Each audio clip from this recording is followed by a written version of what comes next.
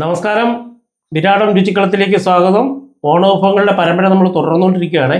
നമ്മുടെ 14ാമത്തെ ഐറ്റമാണ് ഇന്ന്. പാവയ്ക്കൊക്കെയാണ് ഇവിടെ എടുത്തു വെച്ചിരിക്കുന്നത്. പങ്കാളി, ഇന്നെന്താ ഐറ്റം? ഇന്ന് നമ്മൾ ചെയ്യാൻ പോകുന്നത് കിച്ചടി, പാവയ്ക്ക കിച്ചടി. ഞാൻ വിനോദാണ്, കൂടെ പങ്കാളി രാധികയും. അപ്പോൾ പങ്കാളി തുടങ്ങുമല്ലേ? അതെ, ആദ്യം 1 കപ്പ് തൈര് എടുത്ത് വെച്ചിരിക്കുന്നത് നമുക്ക് ഈ കാൽ ടീസ്പൂൺ ഉപ്പ് കൂട്ടി ഒന്ന് അടിച്ചിട്ട് ഒരൊറ്റ ബീറ്റ് ഒന്ന് അടിച്ചിട്ട് ഞാൻ വരാം. അപ്പോഴത്തേക്ക് നമുക്ക് പാവയ്ക്ക അരിഞ്ഞേക്കാം. ഓക്കെ. 1/4 ടീസ്പൂൺ ഉപ്പ് ഇട്ട് അടിക്കാൻ പോവാണേ. ഇങ്ങനെ കുഞ്ഞുകുഞ്ഞാന്നരിയണം കേട്ടോ, ചെറുതായിട്ട്.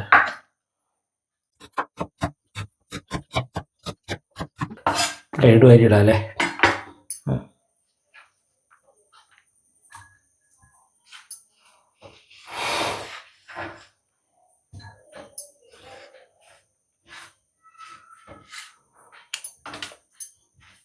ടീസ്പൂൺ ഉപ്പ് ചേർത്ത് ഒരടി അടിച്ചുകൊണ്ട് വന്നിട്ടുണ്ട്.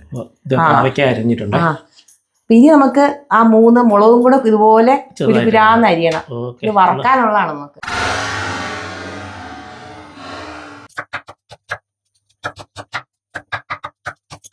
പാവയ്ക്കയും ചെറുതായിട്ട് അരിഞ്ഞ്, പച്ചമുളകും കുനുകുന അരിഞ്ഞ്, രണ്ടും ചെറുതായിട്ട് അരിഞ്ഞ് നമ്മൾ എടുത്തിരിക്കുകയാണ്. ഇനി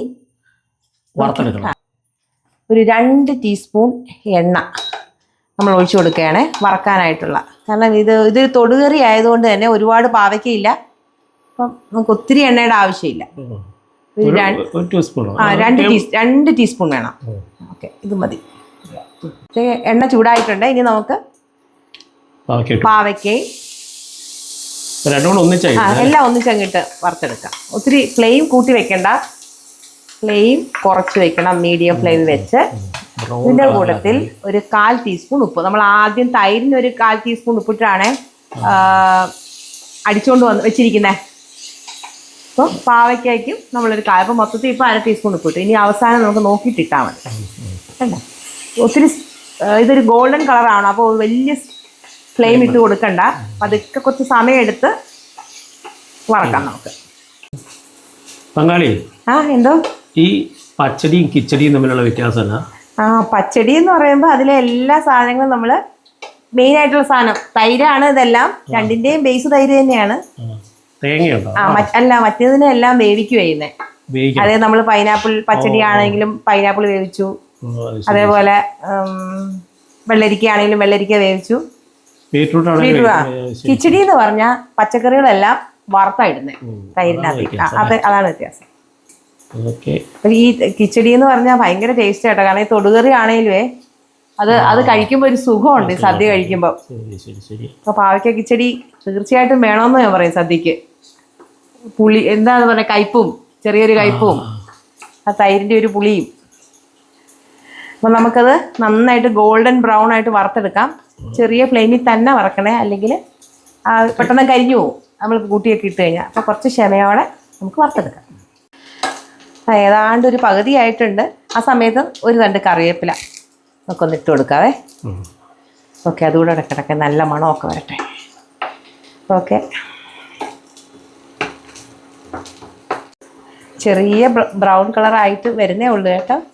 നമുക്ക് ഒത്തിരി തീ കയറ്റി വെച്ചിട്ട് വഴറ്റാൻ പറ്റില്ല. ഇത് ക്ഷമ അധികം തന്നെ. നമുക്കിത് 100 ഗ്രാമാണ് നമ്മളിപ്പോൾ എടുത്തേക്കുന്നത് പാവയ്ക്ക. കാരണം ഇതൊരു തൊടുകറിയാ, ഇതിൻ്റെ ആവശ്യമേ ഉള്ളൂ. ഈ കറികളൊക്കെ ഒരുപാട് ക്വാണ്ടിറ്റി ചെയ്യേണ്ട കാര്യമില്ല. പിന്നെ ഇത് വറക്കുമ്പം കുറച്ച് ക്ഷമ വേണം. കാരണം നമുക്കറിയാലോ പാവയ്ക്ക എന്ന് പറയുന്നത് നല്ല വെള്ളമുള്ളൊരു സാധനമാണ്. നമ്മുടെ പാവയ്ക്ക നന്നായിട്ട് ഗോൾഡൻ ബ്രൗൺ ആയിട്ടുണ്ട്. ഇനി നമുക്ക് തീ ഓഫ് ചെയ്യാം. ഇനി ഇത് ഇങ്ങനെ തന്നെ നമ്മൾ എടുത്തോണ്ട് പോയി നമ്മൾ നേരത്തെ അടിച്ചു വെച്ചിരിക്കുന്നില്ലേ, ആ തൈരിലേക്ക് ഇടാൻ പോവാണേ. നമ്മൾ അടിച്ചെടുത്തോണ്ട് വെച്ചിരിക്കുന്ന തൈരാണേ.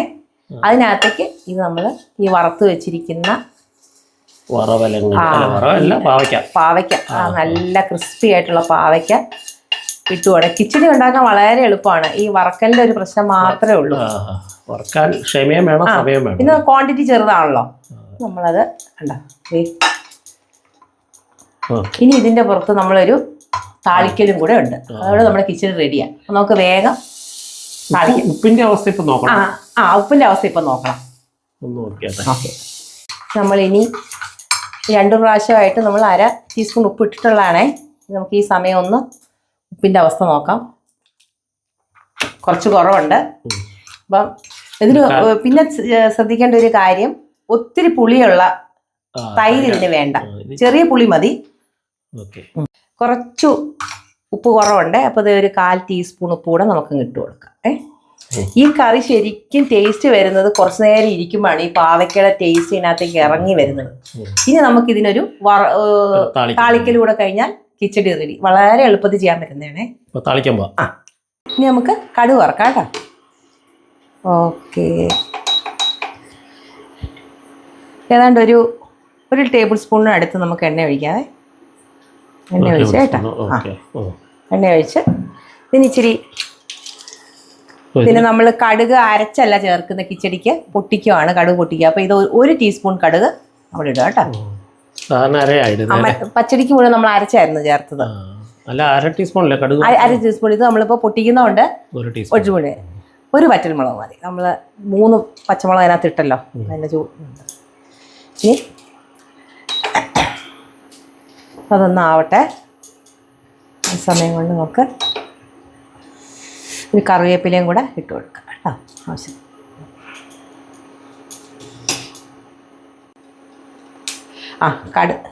കടുക് താളിച്ചത് റെഡി ആയിട്ടുണ്ട്. ഇനി നമുക്ക് ഇത് ചൂടോടെ തന്നെ കിച്ചടിയിലേക്ക് ചേർക്കാം. കടുക് പൊട്ടി തുടങ്ങി. നമ്മുടെ കടുക് നമ്മൾ ചൂടോടുകൂടി കിച്ചടിയിലേക്ക് ചേർക്കാം. കിച്ചടി റെഡിയായി. വളരെ എളുപ്പമാണ്. ഇതിന് ഒരു മണിക്കൂറൊക്കെ ഇരുന്ന് കഴിയുമ്പോഴാണ് ഇതിന്റെ ടേസ്റ്റ് വരുന്നത്. ഈ പാവയ്ക്കയുടെ ആ ഒരു ഇതെല്ലാം ഇറങ്ങി. വിരാടൻ രുചികളത്തിന്റെ ഓണവിഭവങ്ങളിലെ 14ാമത്തെ ഐറ്റമായിട്ടുള്ള പാവയ്ക്ക കിച്ചടി ഇവിടെ റെഡിയായി കഴിഞ്ഞു. ഇത് നിങ്ങൾ പരീക്ഷിച്ച് നോക്കുക. പരീക്ഷിച്ച് നോക്കിയിട്ട് നിങ്ങളുടെ അഭിപ്രായങ്ങൾ കമൻറ്റുകളായിട്ട് രേഖപ്പെടുത്തുക. നമ്മുടെ ചാനൽ നിങ്ങൾ ആദ്യമായിട്ടാണ് കാണുന്നതെങ്കിൽ തീർച്ചയായും ഒന്ന് സബ്സ്ക്രൈബ് ചെയ്യുക.